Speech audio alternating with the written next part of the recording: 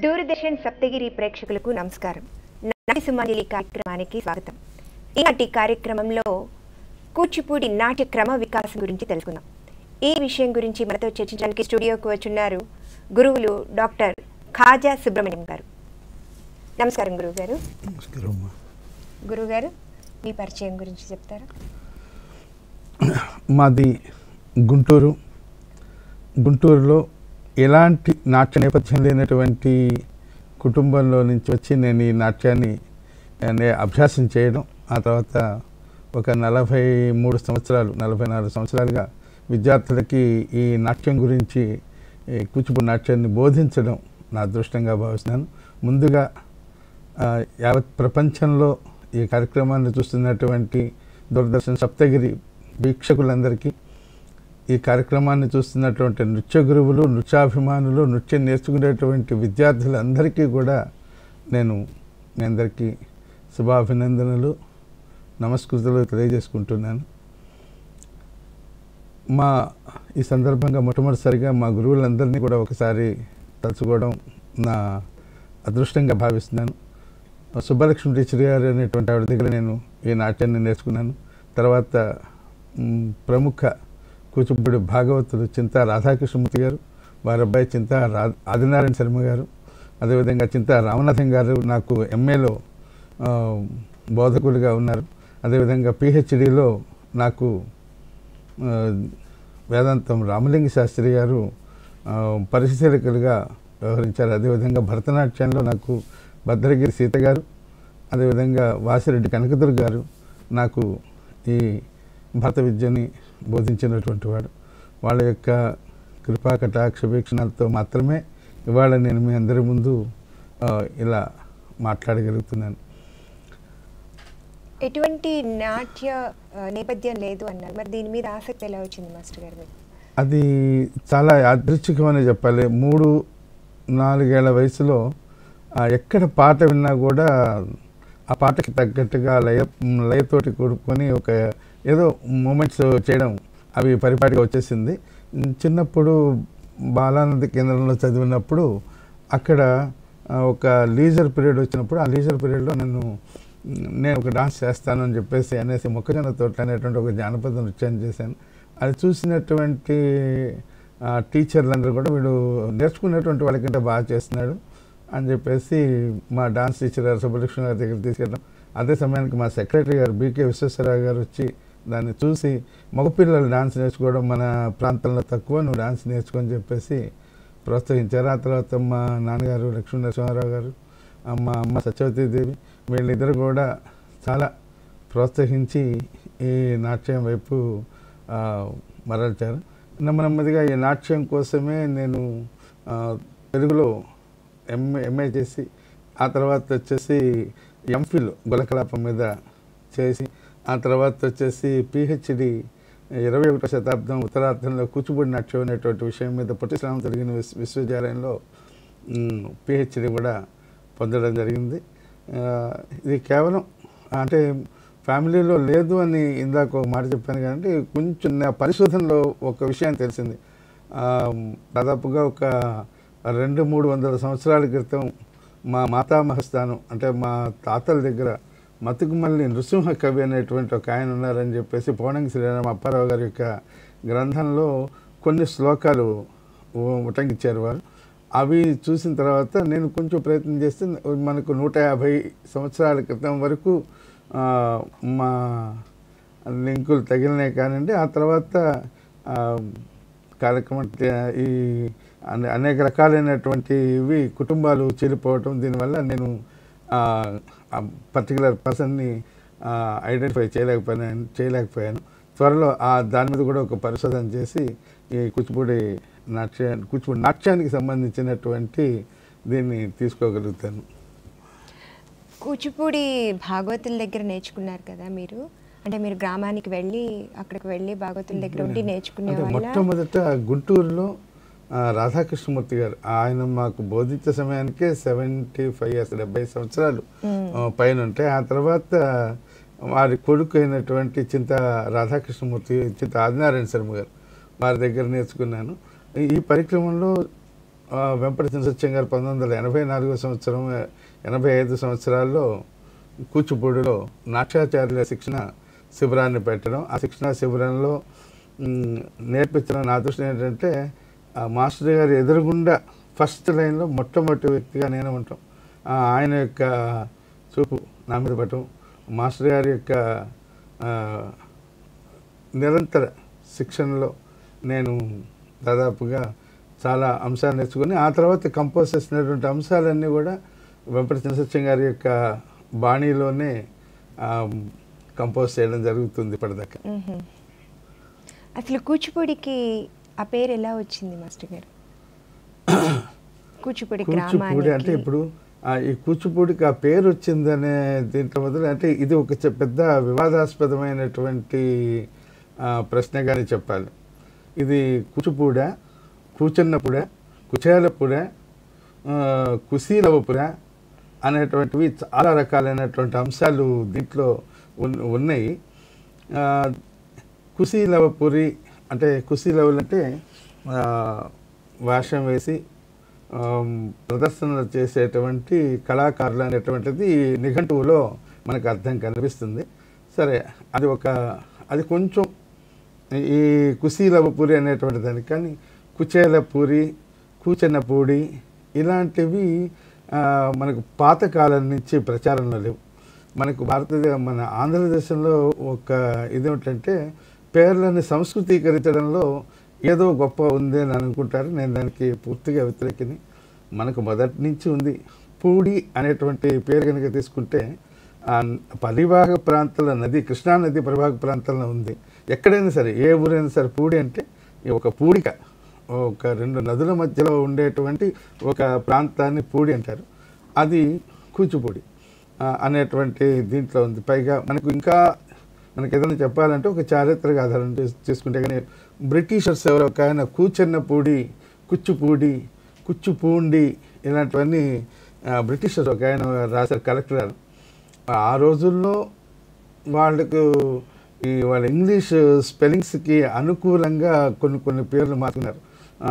ద్రోణాచలాన్ని డోన్ అని మార్చేయడం, షిమోగా ఇలాంటి ఊర్లన్నీ కూడా అలా చేయడంతో ఆ కూచిపూడి, కుచ్చైనప్పుడు కుశీలవపురి అంటే కుశలవులు వచ్చేసి ఈ ప్రాంతాలకు వచ్చారని చెప్పారని. కుశుడు దక్షిణాపదంలో ఒక ప్రాంతంలో ఉన్నాడు, కానీ అది కూచిపూడికి చాలా దూరంలో ఉంది.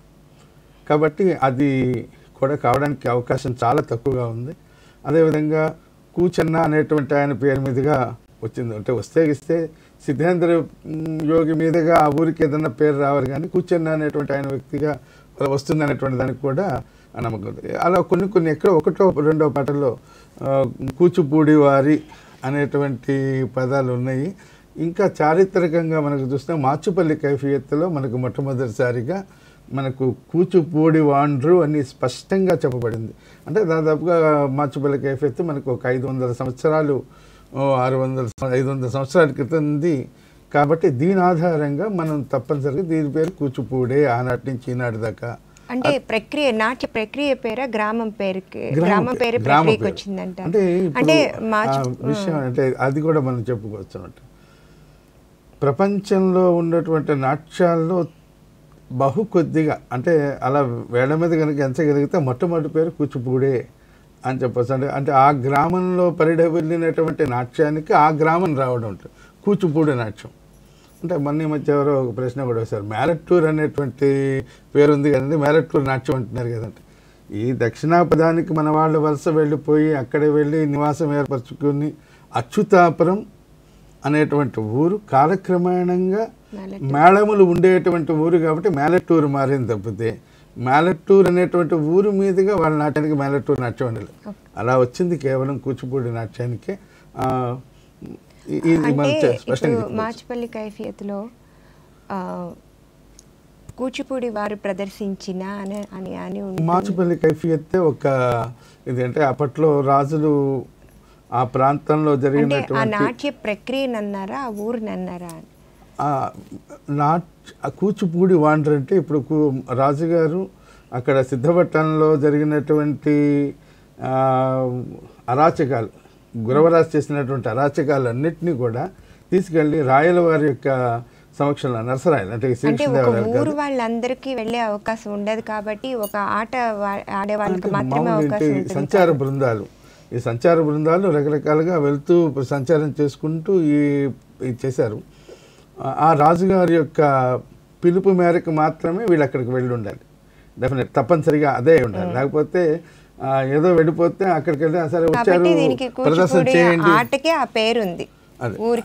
అంటే అప్పటి దాదాపు 500 సంవత్సరాల నుంచి మనకు ఆధారాలు దొరుకుతున్నాయి. అంతకుముందు ఏ పేరుతో పిలిచారనేటువంటిది మనకు డాక్యుమెంటేషన్ ఉంటే కానీ మనం దాన్ని పరిగణలోకి తీసుకోకూడదు. ఆ తర్వాత కూడా మనకు కూచిపూడి అగ్రహారాన్ని తానిషా ఇచ్చాడు, కూచిపూడి అగ్రహారాన్ని ఇచ్చాడు. దాని అగ్రహారంగా స్టేజ్ వస్తుంది. ఇంకో విషయం కూడా చెప్పుకోవచ్చు. మనకు కూచిపూడులు ఆంధ్రప్రదేశ్లో 6 ఉన్నాయి. ఇటు పక్కన కూచిపూడి పెదపూడి ఉన్నట్టుగా కృష్ణపట్నం కూచిపూడి పెదపూడి అటు పక్కన కూడా ఉంది కదా. ఆ ప్రకారం చూసుకుంటే 6 కూచిపూడులు ఉన్నాయి కాబట్టి 6 కూచిపూడులలో కూడా ఈ వీళ్ళు కుశీలవల అనేటువంటి పేరుతోటి కనుక తీసుకుంటే కుశీలవల పూరి కూచిపూడిగా మారిందని చెప్పుకోవడానికి మనకు ఆధారాలు దొరకట్లేదు. ఎందుకంటే ఇప్పుడు 6 కూచిపూడులు కూడా అప్పుడు ఆ లెక్క ప్రకారం ఈ కుశీలవల పూరిలే కావాలి కదా. లేకపోతే దానికి ఆధారాలు దొరకట్లేదు కాబట్టి మనకు కూచిపూడి అనేటువంటి గ్రామానికి కూచిపూడి అనేటువంటిది పురాతన నుంచి ఉన్నట్టుగా మనం నమ్మాలి, తప్పదు. మాస్టర్ గారు, ఈ కూచిపూడి నాట్య ప్రాచీనతను గురించి చెప్పండి. కూచిపూడి నాట్య ప్రాచీనత గురించి చెప్తే మనకు భరతుడు యొక్క నాట్యశాస్త్రం క్రీస్తు పూర్వం 200 సంవత్సరాల నుంచి క్రీస్తు శకం 200 సంవత్సరాల మధ్యలో నాట్యశాస్త్రం రచించారని చెప్పబడుతుంది. కాబట్టి అంటే ఒక 400 సంవత్సరాల స్పాన్లో దాని యొక్క రచన జరిగి ఉంటుంది.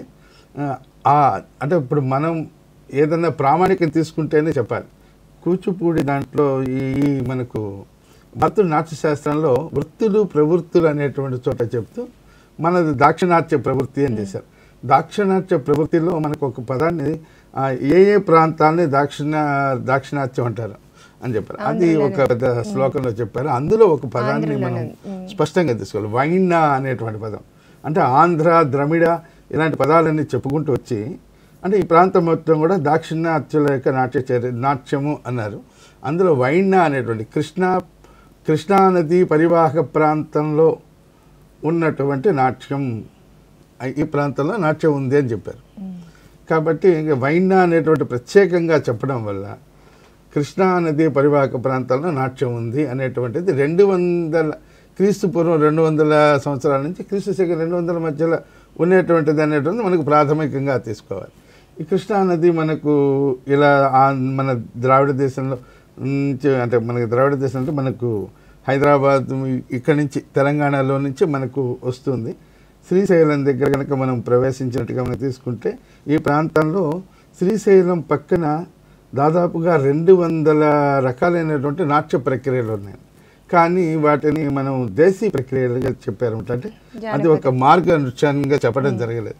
కాబట్టి మనం అలా పరివాహక ప్రాంతంలో వస్తూ ఉంటే అమరావతి నెక్స్ట్ జరుగుతుంది. అమరావతిలో క్రీస్తు శకం 1వ శతాబ్దం నాటికే నృత్యానికి సంబంధించినటువంటి భంగిమలు దొరికినాయి. కాబట్టి దేశీ కాదు, దేశీయ మార్గి అంటే మార్గి నృత్యం అవుతుంది. మార్గి నృత్యం అయితేనే మనకు శిల్పాల్లో ఉంది. అక్కడ దానికి తగ్గట్టుగా ఒక అంటే ఆ భంగిమలను బట్టి మనం భంగిమలు బట్టి అది మనకు వచ్చేసి మార్గి నృత్యం అంటే కృష్ణానది పరివాహక ప్రాంతాల్లో మనకు మొట్టమొదటిగా క్రీస్తు శకం 1వ శతాబ్దానికి మనకు తగినటువంటి ప్రధానమైనటువంటి ఆధారం దొరికింది. ఇంకా ఆ తర్వాత మళ్ళీ కనుక వస్తే మన విజయవాడ ఉండవల్లి కొండలు ఈ ప్రాంతంలో ఈ ప్రాంతంలో ఒక మన మొగలరాజపురం కొండలు ఈ ప్రాంతంలో కూడా మనకు శిల్పాలకు సంబంధించినటువంటి జరుగుతుంది. ఇలా చూసుకుంటూ వెనుక వెళ్తే ఏ ప్రాంతంలో నాట్యం ఉంది అనేటువంటి చూసుకుంటే ఒక శాస్త్రీయ నాట్యం మనకు కృష్ణానది పరివాహక ప్రాంతాల్లో ఉండేటువంటి కూచిపూడిలో ఉంది. ఆ కూచిపూడి నాట్యానికి అప్పట్లో పేరు ఉండకపోవచ్చు, కూచిపూడి అనేటువంటి పేరు ఉండకపోవచ్చు, కానీ ఈ ప్రాంతంలో నాట్యం ఉంది కాబట్టి మనకు ఆధారాల ప్రకారం చూస్తుంటే చాలా కాలం క్రితమే ఇక్కడ నాట్యం ఉంది. ఆ నాట్యం కూచిపూడి నాట్యం కాకపోవచ్చు. అంటే ఆ లెక్క ప్రకారం చూస్తే దాక్షిణాత్యుల దగ్గర అందరి దగ్గర ఒకే రకమైనటువంటి నాట్యంలో ఉంటుంది. దాంట్లో ఆ ప్రక్రియలో అలా ఏదైనా ఏ నాట్యమైనా సరే మొట్టమొదటిగా దేశీగానే పడుతుంది. దేశీగా అంటే ఇప్పుడు మనకి మరి యక్షులు కిన్నెరల నృత్యం కూడా ఉంది అని చెప్పని అనుకుంటాం కదా.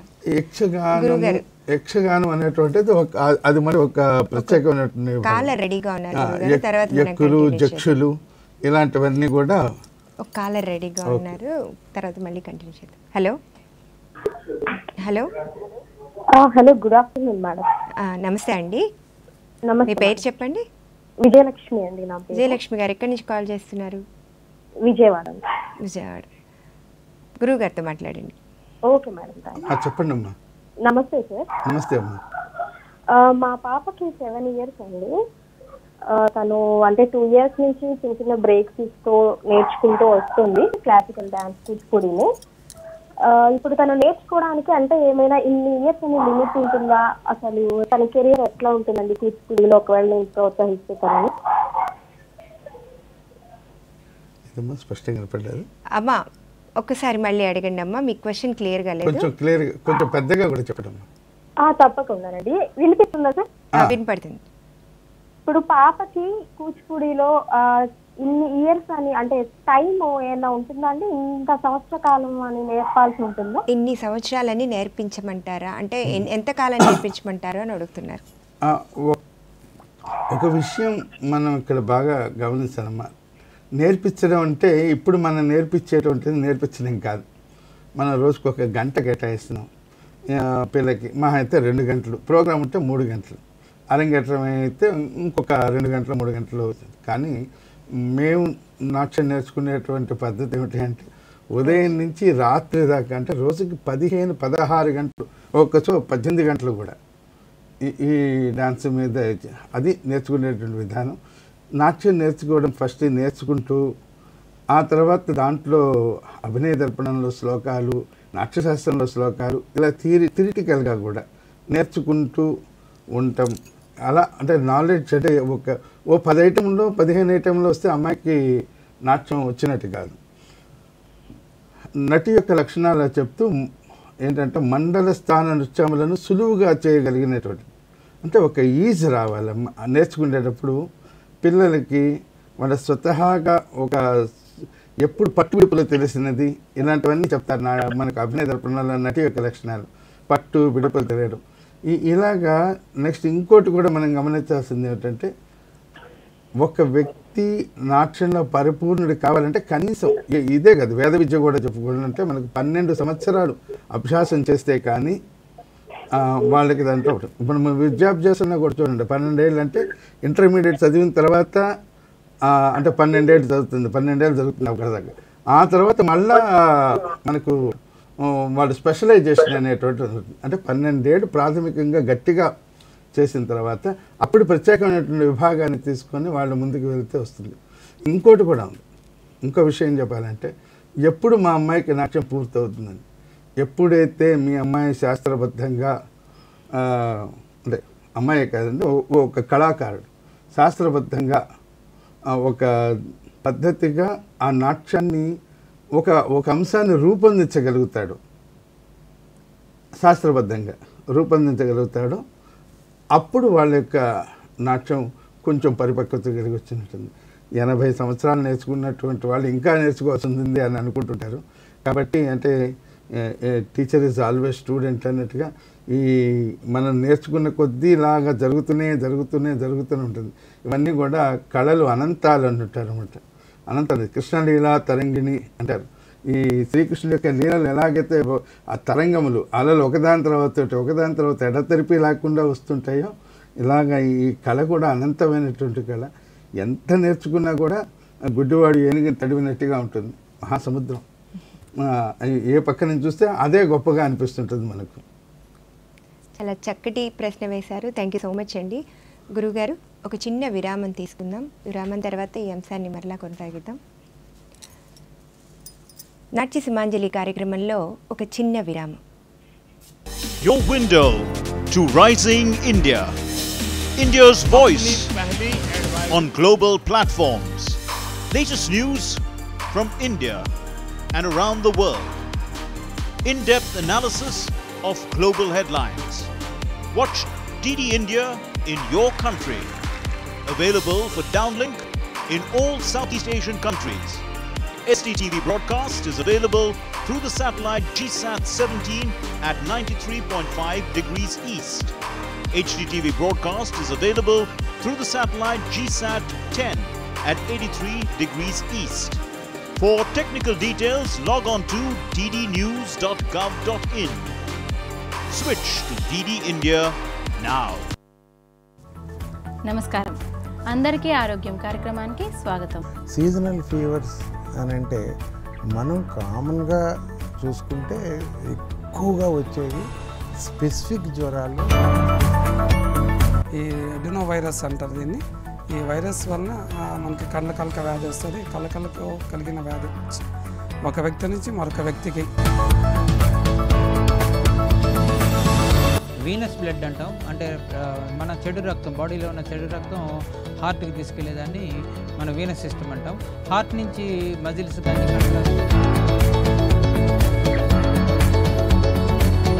సపోజ్ మనం బ్రెయిన్ స్ట్రోక్ అంటాం, అంటే బ్రెయిన్కి బ్లడ్ సప్లై తగ్గింది అనుకోండి, బ్రెయిన్ డ్యామేజ్ అవుతుంది. బ్రెయిన్ డ్యామేజ్ అయ్యే కొద్ది ఏమవుతుందంటే బ్రెయిన్ ఫంక్షన్స్ అన్నీ పోతూ ఉంటాయి అన్నమాట.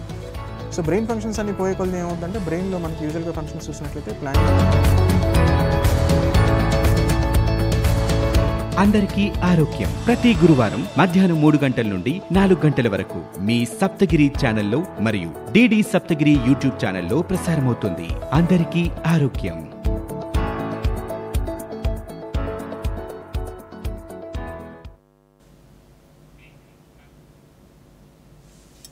నాట్య సుమాంజలి కార్యక్రమానికి తిరిగి స్వాగతం. కూచిపూడి నాట్య క్రమ వికాసానికి సంబంధించి మీ సందేహాలను కింద స్క్రోల్ అవుతున్న నెంబర్కి కాల్ చేసి గురువుగారిని అడిగి తెలుసుకోండి. గురువుగారు,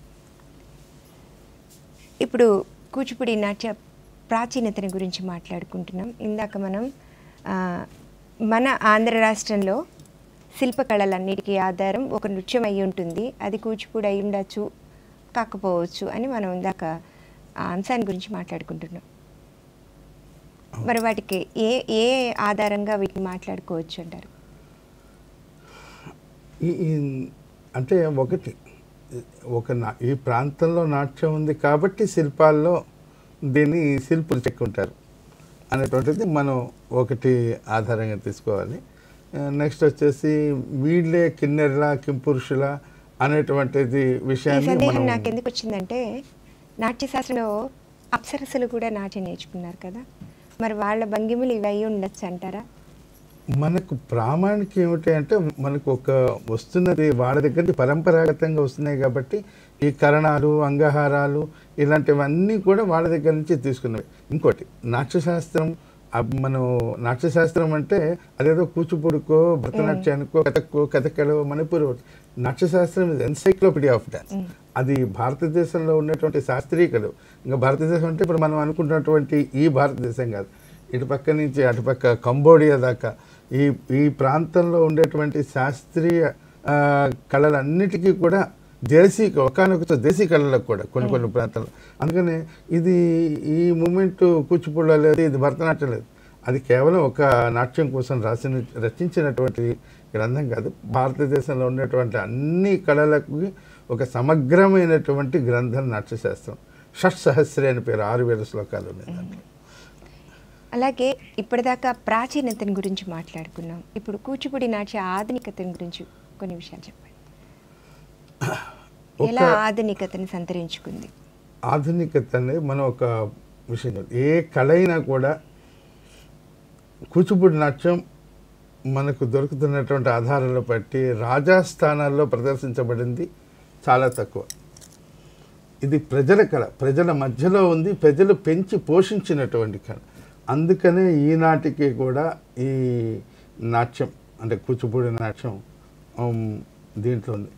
కాలానుగుణంగా రకరకాలైనటువంటి మార్పులు చేర్పులు కూర్పులు ఇలాంటివి జరుగుతుంటే కొన్ని వెళ్ళిపోతుంటే కొన్ని కొత్త వచ్చి కలుస్తుంటే ఇది కూచిపూడి నాట్యంలో కూచిపూడి నాట్యం ప్రపంచంలో ఏ నాట్యంలో అయినా కూడా జరిగేటువంటిది. ప్రపంచంలో ఈనాడు మనం చెప్పుకునేటువంటి బెలరినా డ్యాన్స్ కానీ, అంటే ఫ్రాన్స్ చెందినటువంటి బెలరినా డ్యాన్స్ కానీ బ్యాలే డ్యాన్స్ కానీ వీటిల్లో కూడా రకరకాల మార్పులు వచ్చింది. మార్పులు రావడం అనేటువంటిది ఒక సహజమైనటువంటి ప్రక్రియ. ఈ సహజమైనటువంటి ప్రక్రియలో కూచిపూడి నాట్యంలో కూడా అలాంటి మార్పులు వచ్చినాయి. ఒకప్పుడు భామా కలాపాన్ని ప్రదర్శించడానికి ఒక రోజు మొత్తం కూడా పూర్వరంగం చేసేవాళ్ళు. సత్యభామ బయటికి రావడానికి ఒక రోజు పెట్టేదంటే అంత వర్ణనలు కానీ అంత విస్తారమైనటువంటి సంగీతం కానీ అంత విస్తారంగా చూసేటువంటి ప్రేక్షకులు కూడా ఉండేవాళ్ళు. ఒక రకమైనటువంటి ఇది ఉండేది. కాలక్రమాన్ని మార్పులు రావడం మొదలు పెట్టేసరికి అనేక రకాలు. ఈ మార్పులను మనం 3 రకాలుగా తీసుకోవచ్చు. ఒకటి ప్రక్రియాపరమైన మార్పులు, ఒకటి వచ్చేసి సాంకేతికపరమైనటువంటి మార్పులు, ఇలాంటి మనం ప్రదర్శనాపరంగా వచ్చేటువంటి మార్పులు 3 రకాలుగా మనం దీన్ని విభజించుకుంటే, కూచిపూడి నాట్యం మొదటి నుంచి కూడా డ్రామా ట్రెడిషన్కి సంబంధించింది. ఇప్పటికి కూడా చాలామంది పరిశోధకులు ఏం చెప్తారంటే, ఈ నాట్యంలో భరతుడి నాట్యశాస్త్రాన్ని ఎక్కువగా అనుసరించేటువంటిది డ్రామా ట్రెడిషన్. నాట్యం తన నాటకంచేవా పూజ్యం పూర్వకథాయితం. నాట్యం అంటే నథింగ్ బట్ డ్రామా. కాబట్టి డ్రామాని ఆధారభూతంగా చేసుకొని పరిఢవిల్లినటువంటి నాట్యాలు మన దక్షిణాపథంలో 2 ఉన్నాయి. ఒకటి కథకళి, రెండవది కూచిపూడి. ఈ కూచిపూడిలో ఏది కూచిపూడి ముందా కథకళి ముందా అనేటువంటిది మనం అది వేరే అంశంగా తీసుకొచ్చి దాన్ని ఇక్కడ తీసుకోకుండా చూస్తే, నాట్యం అనేటువంటిది మనకు ఒక ప్రత్యేకంగా తీసుకుంటే ఇది నాట్యానికి సంబంధించినటువంటి కళ. కాబట్టి ఈ ప్రాంతంలో కూచిపూడి నాట్యానికి ప్రధానం నాటకం. అందుకని మొట్టమొదటి వీళ్ళు నాటకాలు ఆడినట్టుగానే మనకు దొరుకుతున్నటువంటి ఆధారాలు బట్టి నాటకాల ఆధారంగా అంటే ఏంటి, నృత్యానికి సంబంధించినటువంటి నృత్య నాటికలు చేయడం, దాన్ని యక్షగానం అనండి, ఇంకోటి పేర్లతో సంస్కృత నాటకాలు అనండి, అనేక రకాలైనటువంటి చేయడం జరిగింది. తర్వాత కాలానుగుణంగా మార్పులు చెందుకుంటూ కలాపాలు వచ్చినాయి. కలాప ప్రక్రియ, ఇలాంటి ప్రక్రియలన్నీ కూడా కొత్తవి చేరుతూ వచ్చింది. అంటే ఏదైనా ఒక దేశీయ నృత్యము ఒక శాస్త్రీయ మార్గనృత్యంగా మారడానికి మధ్యలో చాలా మార్పులు చెందుతుంది. ఎక్కడో పుట్టినటువంటి ఒక చిన్న పిల్ల కాలువ, ఆ కాలువలో అనేక రకాలైనటువంటి నదులు, ఉపనదులు కలిసి ఒక మహానదిగా ప్రవహించడం జరుగుతుందన్నమాట. కాబట్టి అనేక రకాలైనటువంటి మార్పులు చేర్పులు జరగడం అనేటువంటిది సహజం. ఇలా జరుగుతా అంటే కాలానుగుణంగా జరిగినటువంటి అలా జరుగుతమే దీని యొక్క ఉనికిని కాపాడుకోవడం. అలా కాపాడుకుంటూ వచ్చి 19వ శతాబ్దం 18వ శతాబ్దం ఉత్తరార్థం కనుక చూస్తే ప్రపంచవ్యాప్తంగా ఇలాంటి మార్పులు చాలా జరిగింది. ప్రపంచవ్యాప్తంగా అప్పటిదాకా సాంస్కృతిక పునర్జీవనం అనండి, అనేక రకాలైనటువంటి విప్లవాలు రానియండి, అవన్నీ కూడా 1850 తర్వాత జరిగింది. 19వ శతాబ్దం దగ్గరకు వచ్చేసరికి అవి 19వ శతాబ్దం 20వ శతాబ్దం వచ్చేసరికి దాన్ని భూపందుకుంది. వీటికి బీజాలు ముందుగా పడినాయి. అంటే మార్పు అనేటువంటిది తెల్లారేసరికల్లా రాదు. మరి మార్పు మంచిదే అంటారా? మూలం ఏం డిస్టర్బ్ అవ్వదు అంటారా? మూలం చెడకుండా మార్పులోకి వెళ్ళడం అనేటువంటిది. ఎందుకంటే మూలం చెడిపోతే మళ్ళా మారిపోతుంది కదా. మూలం మారుతా ఆ మూలం అలా ఉంది కాబట్టి దీన్ని కూచిపూడి నాట్యం అంటారు. మూలం అలా ఉంది కాబట్టి భరతనాట్యం అన్నారు. మూలం అలా ఉంది కాబట్టి కథకళి ఉన్నారు. అన్ని నాట్యాలే కదా, అన్నిటికీ భరతుడి నాట్యశాస్త్రం ఆధారభూతమే కదా. అంటే మనం ఒక విషయాన్ని మార్పు జరుగుతూ వస్తుంది, మార్పులు జరగాలి. ఈ పరిక్రమణలో భాగంగానే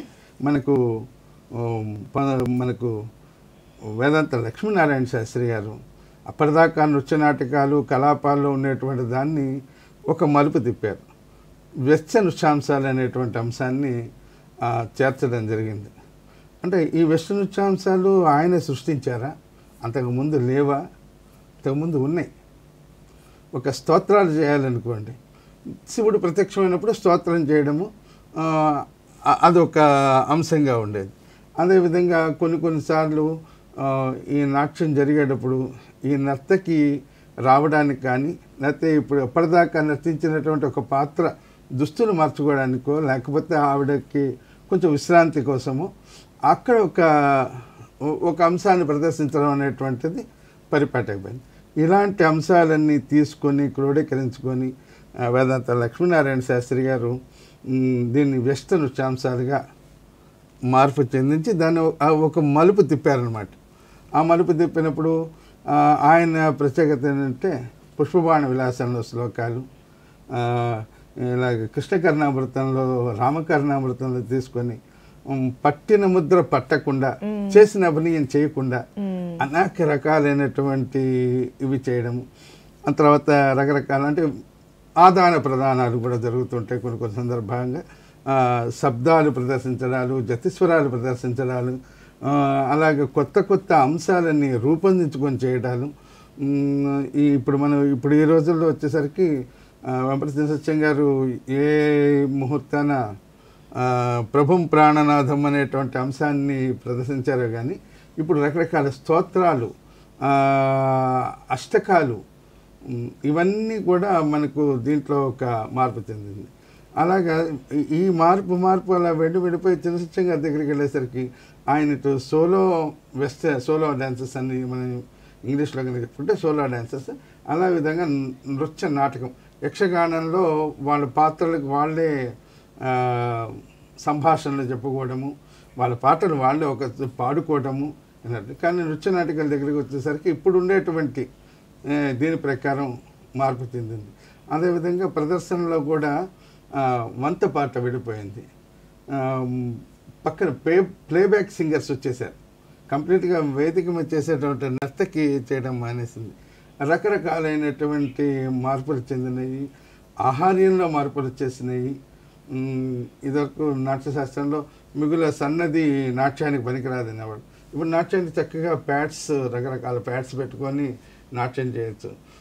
ఒకవేళ ఆ అమ్మాయికి ఎలాంటి లోపాలు కేశహీన నాట్యానికి పనికిరాదు, బిగ్గు పెట్టుకుంటే బ్రహ్మాండమైనటువంటి ఇది. ఇలాంటివన్నీ కాలక్రమాన వచ్చినటువంటి మార్పులు. అవి వాటిని మనం పద్ధతిగానే తీసుకోవచ్చు అనమాట. విపరీతమైనటువంటి వెర్రితళ్ళు వేసినటువంటి ఇది రాకుండా, అంటే ఈ శాస్త్రీయ నృత్యాన్ని ఆహార్యంలో వేరే నాట్యాలని ప్రదర్శించడం కాకుండా ఒక పద్ధతిగా చెడకూడదు, ఏదైనా కూడా ఒక ఫ్రేమ్ లో ఉండాలి. ఫ్రేమ్ లో ఉంటేనే చెలియల కట్ట దాటనంత వరకే నది యొక్కది. ఇప్పటి జనాలకు అనుకూలంగా మార్చుకుంటూనే మూలం చెడకుండా ఉన్నటువంటిదే నిలుస్తుంది. మనం నిలపాల్సినటువంటి కర్తవ్యం కూడా మన చేతుల్లో ఉంటుంది. గురుగారు, మరొక విరామం తీసుకుందాము, తర్వాత మళ్ళీ ఈ అంశాన్ని కొనసాగిద్దాం. నాట్య సింహాంజలి కార్యక్రమంలో ఒక చిన్న విరామం.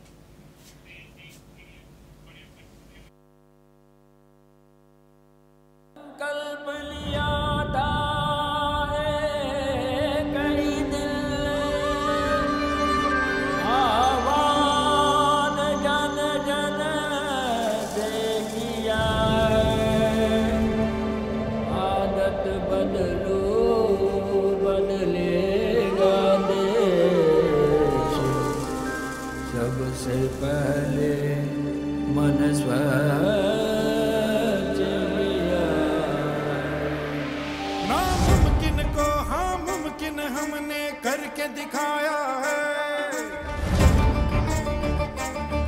जन जन ने हाथ मिलाकर सपना सच्चा बनाया है। सदियों से जो ना देखा किसी ने वो सपना है देखा। आज स्वच्छ बने भारत अपना बापू से यही है सीखा। इतिहास में है दर्ज हुई भारत की यात्रा। सत्याग्रह से स्वच्छाग्रह तक, सत्याग्रह से स्वच्छाग्रह तक, इतिहास में ये दर्ज हुई भारत की यात्रा। सत्याग्रह से स्वच्छाग्रह तक, सत्याग्रह से स्वच्छाग्रह तक। बापू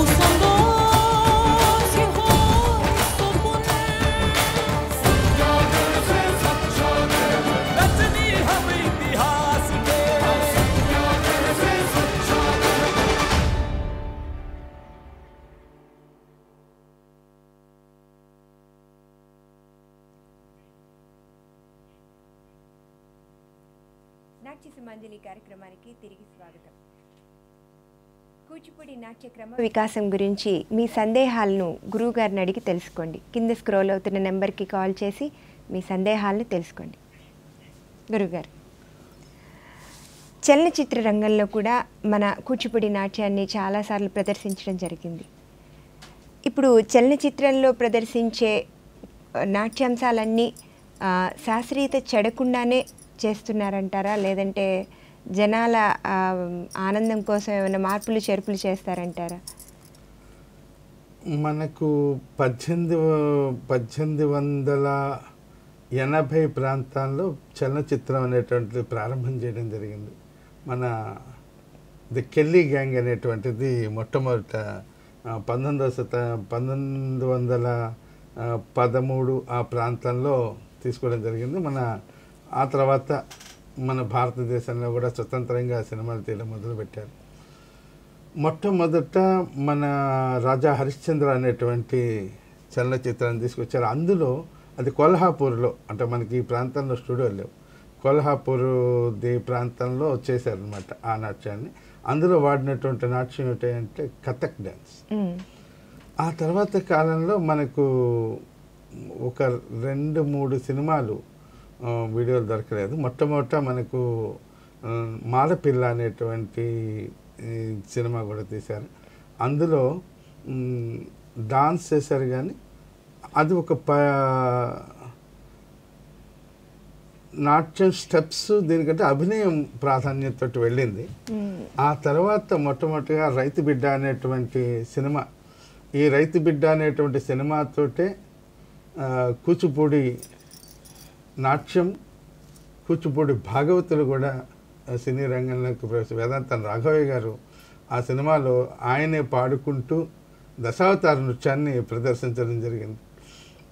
అందులో కూడా ఆయన విశేష ప్రయోగం చేశారు. బుద్ధావతారాన్ని రంగుక పురకాంతల వ్రతములు భంగపురుచు బుద్ధావతార అనేటువంటి అంశాన్ని, ఆ పదాన్ని, ఆ లైన్ని తీసేసి రంగుక పశుహింసాఘాతములు అంటే గౌతమ బుద్ధుడిని తీసుకొని ఆయన చేయడం జరిగింది. ఆ సినిమాలోనే ఒక ప్రత్యేకంగా ఒక సంభాషణ, ఒక డైలాగ్ చెప్పుకోవాలి. ఆ డైలాగ్లో ఏంటంటే, వేశ్యమాత అమ్మాయికి అంటే ఇంకో పాత్రతో చెప్తానమాట, కూచిపూడి నుంచి అభినయం చెప్పించడానికి అమ్మాయిని ఒక మాస్టర్ గారిని తీసుకొచ్చాము, ఒక ఆచార్యుల వారిని తీసుకొచ్చామని చెప్పేసి మీరు చెప్తారు. అంటే కూచిపూడి నాట్యం అభినయ ప్రాధాన్యత కలిగినది అనేటువంటి ఒక డైలాగ్, అంటే 1936-37 ప్రాంతాల్లోనే మనకు రావడం జరిగింది. అభినయ ప్రధానం అని చెప్పడం కోసం అభినయ ప్రాధాన్యత జరిగింది. అందులో ఇన్నాళ్ళ వల్ల కాదమ్మా మువ్వ గోపాలుడు ఎన్నో నేర్చినాడమ్మా అనేటువంటి ఒక పదాన్ని కూడా మాస్టర్ వేదాంతం రాఘవయ్య గారు శిష్యురాలికి బోధించడం అనేటువంటిది ఉంది. అది మొదలుగా శాస్త్రీయ నృత్యం అంటే కూచిపూడికి దగ్గరికి సంబంధించినటువంటివే చేయడం జరిగింది. ఆ తర్వాత అనేక రకాలైనటువంటి కూచిపూడికి సంబంధించిన వేదాంతం రాఘవయ్య గారు క్రమక్రమంగా దాంట్లో ఆయన సినీ దర్శకులుగా కూడా, మరి నృత్య దర్శక స్థాయి నుంచి సినీ దర్శకుల దగ్గరికి వెళ్ళారు. ఈ పరిక్రమంలో కన్యాశుల్కము ఇలాంటి సినిమాల్లో అంటే జనరంజకంగా ఉండడానికి శాస్త్రీయత చెడకుండానే చేశారంటారా? అంటే మనం బయట శాస్త్రీయ చెడకుండానే జరిగింది. అంటే ఇప్పుడు పశుమతి కృష్ణమూర్తి గారు కొప్పులో పూలు ఎక్కడవన్నీ కొప్పులో పూలకి జానపద నృత్యం చేస్తారు. అందులో కూడా కూచిపూడి నాట్యానికి సంబంధించిన మరి ఆ సినిమా ప్రభావం ఇప్పుడు మళ్ళీ బయట ప్రదర్శించే నర్తకుల మీద ఏం దాని ప్రభావం లేదంటారా? ఇప్పుడు మారిపోయింది అంటున్నారు కదా, ఫస్ట్లో శాస్త్రీయత అలా చెప్పడానికి కదా. అంటే ఇలా వస్తున్న ప్రక్రియ మారిపోయిందంటే జనాల యొక్క దీనిలో మారిపోయి కూచిపూడి మొదట్లో కూచిపూడికి సంబంధించినటువంటి సంగీత బాణిని కూడా వాటిల్లో ప్రదర్శించడం జరిగింది. ఆ తర్వాత కాలక్రమేణ మధురానగర్లో చల్లడమ్మబోదు అనేటువంటిది 4-5 చిత్రాల్లో పెట్టారు. జతిస్వరాలు నర్తనశాలలో అయితే గణపతి కౌత్సవము ఎన్నో ఇవన్నీ కూడా పూర్తి స్థాయిలో చేయడం జరిగింది. ఆ తర్వాత కాలంలో మార్పులు అంటే ప్రజలు అంటే అది మళ్ళీ ఒక ప్రత్యేక చర్చ. ప్రజల నుంచి దర్శకులు మారారా, దర్శకుల నుంచి ప్రజలు మారారా అనేటువంటిది మార్పు చేసి ఉంటే గురుగారు ఒక కొంచెం కాలర్ మార్పు రెడీగా ఉన్నారు, ఒక కాలర్ రెడీగా ఉన్నారు, వారి సందేహం ఏంటో అడిగి తెలుసుకుందాం. హలో, నమస్తే అండి, రాజశేఖర్ హైదరాబాద్ నుంచి మాట్లాడు. రాజశేఖర్ గారు నమస్తే అండి. గురువు గారిని మీ సందేహం అడిగి తెలుసుకోండి. నమస్తే అండి. నమస్కారం అండి. సత్యభామ పాత్ర అనగానే మనకి గుర్తొచ్చేది స్థానం నరసింహారావు గారు రాసిన మీరజాల గలడ ఆ పాట. అయితే నేను అడిగేది చిన్న సందేహం, అంటే ఆ తర్వాత ఎంతో మంది కవులు వచ్చారు కానీ ఆ పాట తర్వాత ఇంకో పాట రాకపోవటానికి కారణం ఒకటి చెప్పండి. ఇంకోటి ఏంటంటే మొట్టమొదటి ప్రదర్శని అరంగేంట్రం అంటారు కదా, అది యాక్చువల్గా అది తమిళ పదమే. ఆ తరం మనం తెలుగులో ఒక పదాన్ని ఎందుకు ఏర్పరచుకోలేకపోయాం? ఇంకొకటి ఏంటంటే దేవదాసి కాలంలో కూడా ఈ నాట్య ప్రదర్శన జరిగేది. మీరు ప్రశ్నలు 1 by 1 అడిగితే ఒకటేసారి ఇన్ని ప్రశ్నలు అడిగితే సమాధానం చెప్పడానికి కొంచెం అవకాశం మీరజాలగలడా ఒకటి చెప్తాను. మీరు సాహిత్యాన్ని కనుక పరిశీలించినట్టయితే సత్యభామ స్వాంతన గురించి మనకి చాలా సాహిత్యంలో ఉంది. స్థానం నరసింహారావు గారు కంప్లీట్గా పూర్తి నాటక రంగంలో ఉన్నటువంటి వారు. వేదాంత సత్యనారాయణ శర్మ గారు భామా కలాపాన్ని ఎంత ప్రాచుర్యంలోకి తెచ్చారనేటువంటిది మనం అందరు జగమెరిగిన సత్యం అన్నమాట. అందుకని వారికి మొట్టమొదటిసారిగా కూచిపూడి నాట్యానికి పద్మశ్రీ పొందింది మహానుభావులు సత్యనారాయణ శర్మ గారే. కాబట్టి ఈ సత్యభామ అనేటువంటి దానికి మొట్టమొదటిసారి కూచిపూడి నాట్యంలోనే ఇంత ప్రాధాన్యత ఉంది. అంటే సాహిత్యంలో కనుక వెళ్తే మనకు మహాభారతంలోకి వెళ్తే సత్యభామ పాత్రలో ఇంత ప్రత్యేకత లేదు.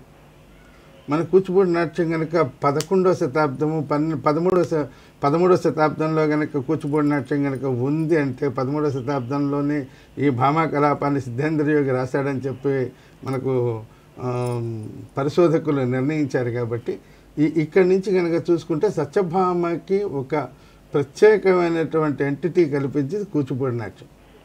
ఆ తర్వాత స్థాన నరసింహారావు గారు ఈ మధ్య కదా, కాబట్టి స్థాన నరసింహారావు గారు ఈ మధ్య వచ్చినటువంటి వారు కాబట్టి ఈ మధ్య కాలంలో వచ్చింది.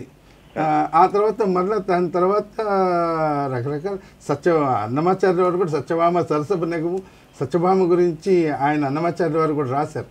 కాబట్టి అంటే కొన్ని సాహిత్యాలు జనాల నాలుకలో పడి చాలా ఉన్నతమైనటువంటి స్థితికి వెళ్ళిపోయింది ఆ పరిక్రమలో. అంటే మళ్ళీ కొత్త దాన్ని జనం ఆస్వాదించకపోయారా? సత్యభామ అనగానే ఆ పాటతోటి ఆమె యొక్క ఇదంతా కనబడుతుంది. అంటే ఇప్పుడు భామా కలాపంలో ఈ మీరజాల గలడ అనే దానికంటే ముందే సత్యనారాయణ శర్మ గారు సత్యభామని అంటే సత్యనారాయణ శర్మ గారు ఒక గీతగా తీసుకుంటే అంతకు ముందు కూడా చాలామంది ఉన్నారు కూచిపూడి నాట్యంలో. నాట్య త్రిమూర్తుల్లో ఒక ఆయన కంప్లీట్గా పూర్తిగా ఈ కళాపాలలోనే నిష్ణాతులు అవ్వటం బట్టి వెంకటరామయ్య గారు ఆయన ఇదైనారు. అంటే మనకు తెలిసినటువంటి పాట మేరజాల. ఆ మేరజాల గల్లా కూడా చలనచిత్రాలకు వెళ్ళిన తర్వాత ఇంకా ప్రాచుర్యత పొందింది. ఎందుకంటే చలనచిత్రాలు వచ్చిన తొలినాళ్లలో ఓ స్వర్ణయుగంలో పుట్టిన పాట కాబట్టి ఇంకా ప్రజల్లోకి వెళ్ళగలిగింది. మీ రెండవ ప్రశ్న అరంగేట్రం అంటాం కదా. అరంగేట్రం, అరంగం ఏట్రం. అవునండి. అంటే తర్వాత అదేదో గొప్పగా ఉంటుంది అనేటువంటి పదాన్ని చేస్తున్నారని రంగ ప్రవేశం అనేటువంటిది మనకి అంటే మనం తెలుగులో ఏమి వేదిక మీద ఎక్కడం అనేటువంటి పదాన్ని మనం ఎందుకు అంటే నేను ఇందాకే మీకు మనవి చేశాను. మన తెలుగు వాళ్ళకి ఏంటంటే ఏ పదాన్ని నేను కూడా సంస్కృతీకరణ చేస్తే కానీ వాళ్ళకి ఆనందంగా ఉండదు. ఎందుకంటే మనం ఉండడం కూడా ఆ ప్రాంతంలో ఉన్నాం. ఇటు ద్రవిడ భాషల్లో ద్రవిడ ప్రాంతానికి పైన ఉన్నాము. అటుపక్క ఉత్తర భారతదేశంలో సంస్కృత ప్రభావం ఎప్పటికీ కేరళ వాళ్ళ యొక్క భాషలో కూడా మన మలయాళంలో కూడా సంస్కృత ప్రభావం ఎక్కువే ఉంటుంది. కాబట్టి ఆ సంస్కృతీకరణలో రంగ ప్రవేశం అనేటువంటి పదం అంటే ఇప్పుడు జరుగుతున్నటువంటి రంగ ప్రవేశాలకి గురించి నేను ప్రత్యేకంగా చెప్పని కానీ అది వివాదాస్పదం అవుతుంది. కానీ ఒక నర్తకి 12 సంవత్సరాల పాటు ఒక గురువు గారి దగ్గర నేర్చుకొని అప్పటిదాకా ఏ ప్రదర్శనలో చేయకుండా నాట్యానికి సంబంధించినటువంటి అన్ని అంశాలని అంటే మనకు ప్రధానంగా చెప్పుకునేటువంటి అన్ని అంశాలని కూడా చేయడం, ఒక పదం, ఒక జావళి, కీర్తన, తరంగం, ఇలాంటివి అన్నీ ఏవో 4 ఐటమ్లు నేర్చేసుకొని వేదిక మీద ఎక్కేయడం అరంగేట్రం కింద నేను సజెస్ట్ చేయని దాన్ని. అది అరంగేట్రమో లేకపోతే రంగప్రవేశం అంటే కాదు. ఒక 12-13 అంశాలని, ఒక కీర్తన, పదం, అష్టపది, జావళి, ఇలాంటి పూజా నృత్యం, ఇలాంటివన్నీ కూడా ఒక చేయగలిగితేనే అది అరంగేట్రంగా మనం అంగీకరించవచ్చు. ఇప్పుడు జరిగేటువంటి అరంగేట్రాల గురించి నేను ప్రత్యేకంగా మాట్లాడదలుచుకోలేదు.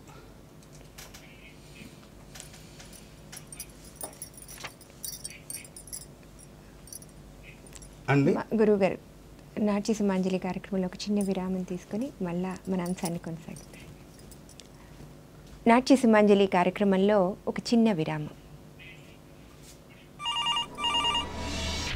112 भारत का सिंगल इमरजेंसी नंबर। किसी भी आपातकालीन स्थिति में आपकी मदद के लिए तैयार टोल फ्री नंबर 112। 112 लगाइए, तत्काल पुलिस, फायर, एम्बुलेंस की सहायता मिलेगी। अब ना अनेक नंबरों का चक्कर, इमरजेंसी में याद रखें एक ही नंबर 112। आपातकालीन स्थिति में आपकी मदद के लिए तैयार टोल फ्री नंबर 112, जो है देश का प्रमुख emergency response support system. 112 dial करते ही आपके लोकेशन पर पहुंच जाएगी इमरजेंसी सुविधाएं। आपातकालीन स्थिति में 112 पर कॉल करने के लिए अपने स्मार्टफोन पर पावर बटन को 3 बार दबाकर पैनिक बटन एक्टिवेट करें। फीचर फोन में पैनिक बटन को सक्रिय करने के लिए 5 या 9 का बटन दबाएं। राज्य की ERSS वेबसाइट पर लॉगिन करें और अपना SOS संदेश भेजें। यह सेवा उन सिम कनेक्शन और लैंडलाइंस पर भी उपलब्ध है जिनकी किसी कारणवश आउटगोइंग सुविधा रोक दी गई हो। कॉल नहीं कर पाने की हालत में नागरिक SMS के जरिए भी मदद पा सकते हैं। 112 का है वादा। 112 पर सहायता के लिए की गई कॉल अवश्य आपातकालीन प्रक्रिया केंद्र पहुंचेगी। आपकी कॉल हर बार अटेंड की जाएगी। आपकी आपातकालीन कॉल पर सहायता के लिए आपातकालीन रिस्पॉन्डर आपके पास हर बार पहुंचेगा। आम जनता की सुरक्षा के लिए पूरे देश में मोबाइल ऐप 112 इंडिया सेवा भी शुरू की गई है। इस ऐप के एक विशेष महिला सुरक्षा फीचर शाउट पर क्लिक करते ही परेशानी में फंसी महिला को तत्काल पुलिस या किसी वॉलंटियर की मदद मिल जाएगी। अरे धूप है मैडम, इतना छोड़ देते हैं। कुछ काम नहीं है तुम लोगों के पास? हेलो 112। नमस्कार, डायल 112। यहाँ पर ना 2 लड़कियों को लड़के लोग छेड़ रहे हैं। जी घबराइएगा नहीं सर, आपकी पूरी मदद की जाएगी। फंसे हो किसी आपात स्थिति में तो डायल करें 112। 1 इंडिया 1 इमरजेंसी नंबर 112 महिलाओं और बच्चों की सुरक्षा सुनिश्चित करने के लिए भारत सरकार की एक पहल है। 1 इंडिया 1 इमरजेंसी नंबर 112 यानी 112। अधिक जानकारी के लिए विजिट करें www.112.gov.in।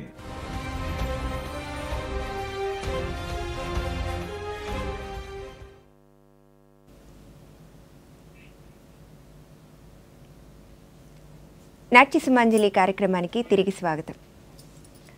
మాస్టర్ గారు, ఇది భరతనాట్యం, ఇది కూచిపూడి. ఎలా మనం అది అంటే ఇద్దరు అదే శాస్త్రీయతని ఆధారంగా చేసుకొని ప్రదర్శిస్తున్నారు. ఈ ప్రశ్న చాలామంది వేస్తూ ఉంటారు, ఎవరికి సరైన సమాధానం దొరకట్లేదనేది నా అభిప్రాయం. ప్రత్యేకంగా కూచిపూడి, భరతనాట్యం, కూచిపూడి గురించి ఇందాక చెప్పాను, నాటకీయత. భరతనాట్యంలో ఎక్కువ ముద్రాభినయం ఉంటుంది. కూచిపూడి అభినయ ప్రాధాన్యంగా వెళ్ళేటువంటి. ముద్రాభినయానికి అభినయ ప్రాధాన్యతకి కొంచెం తేడా మీ డాన్స్లో అంటే ఉదాహరణకి భరతనాట్యం వాళ్ళు లిప్ మూమెంట్ ఇవ్వరు వాళ్ళు, ఎందుకంటే వాళ్ళ యొక్క సంచారీ భావానికి ఈ లిప్ మూమెంట్ అడ్డం వస్తుంది అనేటువంటిది వాళ్ళ ఇది. దాన్ని పొందు చాలు వదనే వనితమణియల, దాన్ని పొందు చాలు వదనే. ఇది భరతనాట్యంలో ఉండేటువంటి ముద్ర. అదే కూచిపూడి దగ్గరికి వచ్చేసరికి హస్తముద్ర పట్టకుండానే కేవలం ముఖంతో ముద్రాభినయం ఆగదు. దాన్ని పొందు చాలు వదనే అల వాణ్ణి పొందు చాలు పదనే వాణ్ణి పొందు చాలు. ఇది ఇలా కేవలం అభినయంతో బాడీ లాంగ్వేజ్తో కేవలం అసలు ముద్ర పట్టకుండా ఆ పాటలో ఉండేటువంటి సారాంశాన్ని మొత్తం కూడా ఒక అరగంట దాకా చేయగలిగిన వాళ్ళు ఇప్పటిదాకా ఉన్నారు. మరి ఇంత అభినయం ఇప్పుడు పిల్లలకు వస్తుందంటారు? ఇప్పుడు వాణి పొందు చాలు వద్దనే వనితామని ఈ మీనింగ్ తెలియాలి ఫస్ట్ ఆఫ్ ఆల్. వెనకనే ఇది తెలియాలి. మరి ఇప్పుడు వీళ్ళకి చెప్తారు ఇప్పుడు అదే వచ్చింది, అర్థమవుతుంది అంటారు. అంటే ఇది కూచిపూడి అని మనం కరెక్ట్గా చెప్పాం, బాడీ లాంగ్వేజ్ తోనే మొత్తం అభినయం. ఒకటి చెప్పాను, ఒకటే బేస్ నాట్యము, అందులో ఉండేటువంటి 5 రకాలైనటువంటి పాదభేదాలు ఇవన్నీ ఒకటే. లడ్డూ చేయాలన్నా మైసూర్ పాకం చేయాలన్నా శనగపిండే కావాలి, రెండు కూడా పంచదారే కావాలి. కానీ దేని ఒక లడ్డు, ఒక శనగపిండి, ఒక పంచదార ఒక రకంగా చేస్తే లడ్డు అవుతుంది, ఒక రకంగా చేస్తే మైసూర్ పాకు అవుతుంది. మైసూర్ పాకు లడ్డు సేమ్ ఇంటిగ్రేట్స్ వాడినప్పుడు కూడా వాటి తేడా ఉందా లేదా అదనమాట. అలాగే ఇక్కడ కూడా ఒకే బేస్లోంచి ఒకే దీంట్లోంచి తీసుకున్నా కూడా దానికి దీనికి స్పష్టమైనటువంటి ఆధారాలు ఉంటే అలా చేయడానికి ప్రయత్నం చేయాలి అంతే.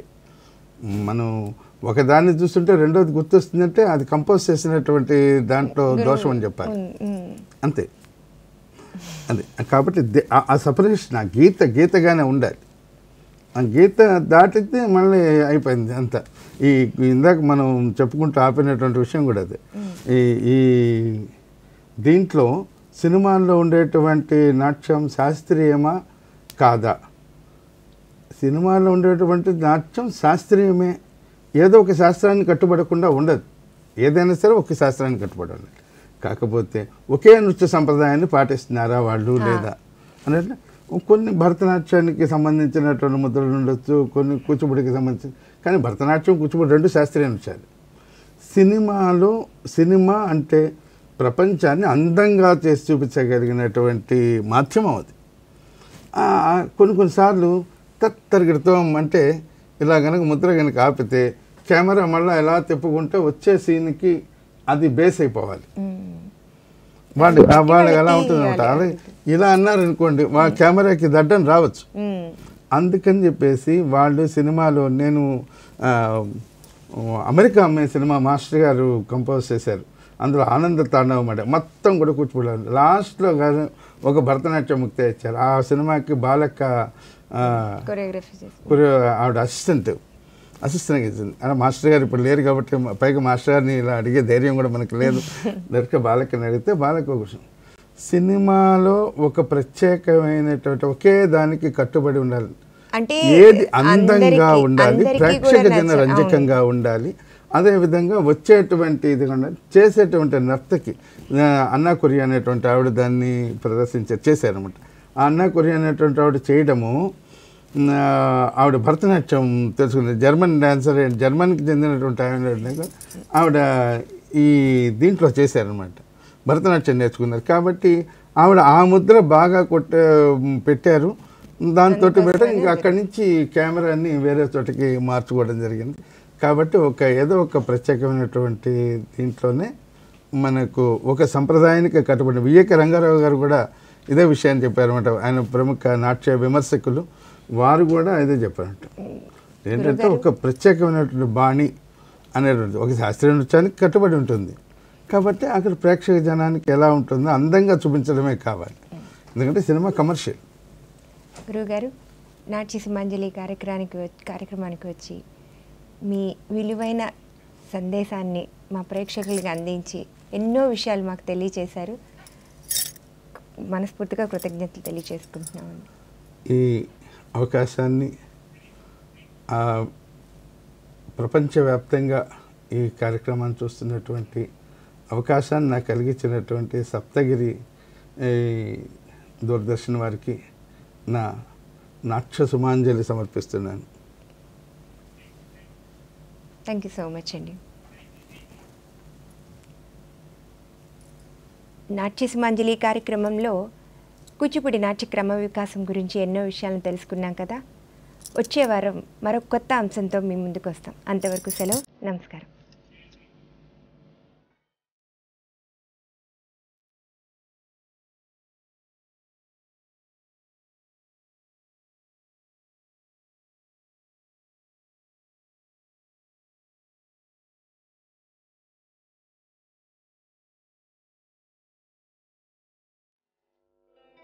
మా కార్యక్రమంపై మీ అభిప్రాయాలు తెలియజేయగలరు. YouTube www.youtube.com/c/Doordarshan Saptagiri. Facebook www.facebook.com/DD Saptagiri. Twitter twitter.com/DD Saptagiri VJA. Instagram www.instagram.com/DD Saptagiri. Screen మీద కనబడుతున్న QR కోడ్ని స్కాన్ చేయడం ద్వారా DD సప్తగిరి యూట్యూబ్ ఛానల్ని వీక్షించగలరు. మరిన్ని అప్డేట్స్ కోసం DD సప్తగిరి యూట్యూబ్ ఛానల్ని సబ్స్క్రైబ్ చేసుకోండి.